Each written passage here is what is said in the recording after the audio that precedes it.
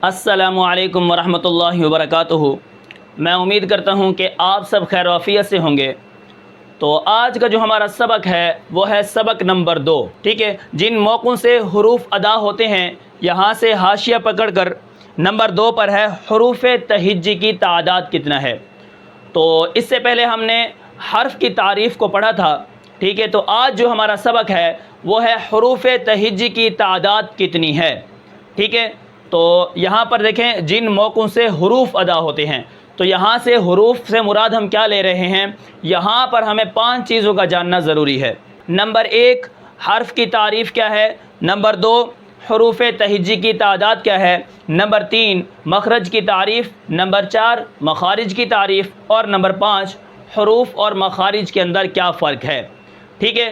تو جیسا کہ آپ کو معلوم ہے کہ کل ہم نے جو سبق پڑھا تھا وہ تھا حرف کی تعریف، یعنی حرف کہاں سے نکلتا ہے، اس کی آواز کیسے پیدا ہوتی ہے، اور جتنی بھی اس کی تعریف تھی وہ ہم نے تفصیلاً اس کے اندر پڑھ لی تھی۔ آج جو ہمارا سوال ہے وہ ہے نمبر 2 حروف تہجی کی تعداد کتنا ہے۔ تو اس کا جواب کیا ہے، حروف تہجی کی تعداد کل 29 ہے۔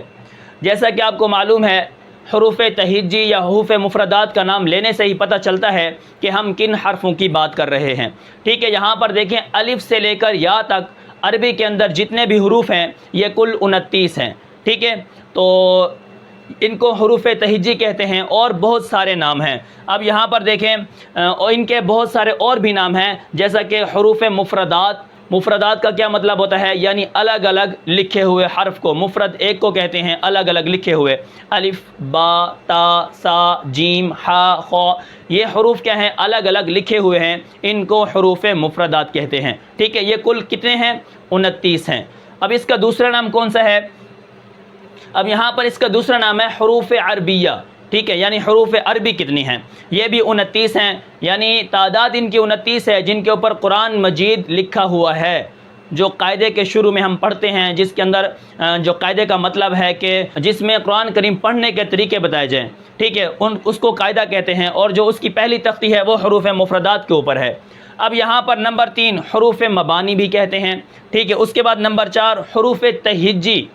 اب حروف تہجی کیوں کہتے ہیں، وہ اس لیے ہے کہ حروف تہجی کا مطلب ہجے کرنا، ان سے ہم ہجے کرتے ہیں، قرآن مجید کے جوڑ توڑ کرتے ہیں، جیسے حمزہ لام زبر ال، ہا میم زبر ہم، الحم دال پیش دو، الحمد، ان حرف سے ہم کیا کرتے ہیں، ان حرفوں سے ہجے کرتے ہیں۔ ہم ہجے کرتے ہیں تو ہمیں پڑھنے میں آسانی ہوتی ہے کہ یہ لفظ کس طرح بنا ہے اور اس کے ہجے کس طرح ہوتے ہیں، ٹھیک ہے۔ اب نمبر 5 پر کیا ہے، حروف اصول بھی ان کا نام ہے، ٹھیک ہے۔ اب یہاں پر میں آپ کو ایک اور بات بتاتا چلوں، حروف زنجیر بھی کہتے ہیں ان کو، حروف زنجیر، ٹھیک ہے، جیسے حمزہ لام زبر ال، ہا میم زبر ہم، الحم۔ تو یہاں پر دیکھیں اپنے آپ میں یہ جکڑ رہے ہیں، جیسے زنجیر ہوتی ہے اور اس کے اندر ایک ایک کڑا ایسے لگتا ہے تو وہ کیا ہوتی ہے، مضبوط ہو جاتی ہے۔ تو یہ بھی کیا ہے، حروف زنجیر بھی کہتے ہیں، کیونکہ یہ حروف جب آپس میں ملتے ہیں تو بہت ہی کیا کرتے ہیں، مضبوطی کے ساتھ سختی کے ساتھ پڑھے جاتے ہیں، ٹھیک ہے۔ تو ان کو حروف زنجیر بھی کہا جاتا ہے۔ تو یہاں پر حروف عربی بھی کہتے ہیں، اور حروف کیا ہے، تہجی بھی کہتے ہیں، اور حروف مفردات بھی کہتے ہیں۔ تو یہ تھا آج کا ہمارا سبق، جس کے اندر میں نے آپ کو حروف تہجی کی تعداد یہ کل 29 ہیں، اور ان کے بہت سارے نام ہیں، اور ان کے نام بھی میں نے آپ کو بتائے ہیں، اور اس کے اندر آخر میں نے آپ کو یہ بتایا ہے کہ ان کا جو ایک اور نام ہے وہ ہے حروف زنجیر۔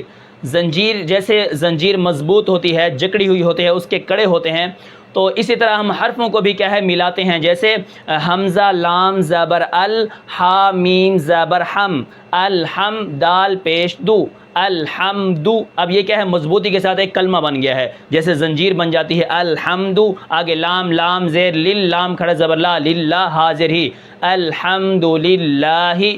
تو اس طرح یہ کیا ہے، زنجیر بنتی جاتی ہے، اور آپس میں حرف آپس میں جکڑتے جاتے ہیں، اور مضبوطی اور سختی کے ساتھ پڑھے جاتے ہیں۔ تو یہ تھا آج کا ہمارا سبق، جس کے اندر میں نے آپ کو یہ بتایا ہے کہ حروف تہجی کی تعداد کیا ہے، اور کل جو ہمارا سبق ہوگا وہ ہے مخرج کی تعریف کیا ہے، یعنی مخرج حرف کہاں سے نکلتا ہے، اس کی تعداد کتنی ہے، اور اسی طرح آگے جو ہمارا سوال ہوگا وہ ہے حرف و مخارج کی تعداد بتائیں، مخارج کی تعداد بتائیں۔ تو انشاءاللہ یہ ہم تفصیلاً ایک ایک کر کے پڑھیں گے۔ تو میں امید کرتا ہوں کہ آپ کو یہ سبق سمجھ آیا ہوگا۔ پھر ملتے ہیں انشاءاللہ اگلے سبق میں، تب تک کے لیے مجھے اجازت دیجیے، اللہ حافظ۔